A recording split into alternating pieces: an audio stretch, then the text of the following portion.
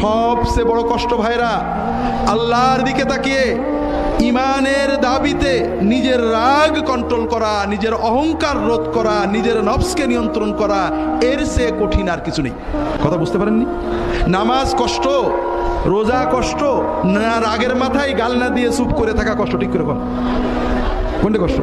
আপনারা বলবেন রাগ তো একটা মানে ন্যাচারাল, এ তো হুজুর কন্ট্রোল করা যায় না। এটাও একটা মিথ্যা কথা।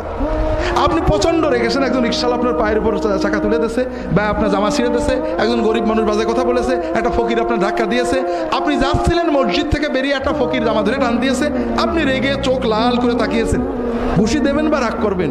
এমন সময় দেখেন আপনার পাশেই এমপি সাহেব দাঁড়িয়েছে, আপনাকে ডাক দিয়েছে, আপনার রাগ কি থাকবে? তাহলে এমপিকে দেখার কারণে আপনার রাগটা চলে গেল, ঠিক না? তাহলে আমরা যে বলি রাগ দমন করা যায় না, এটা মিছে কথা।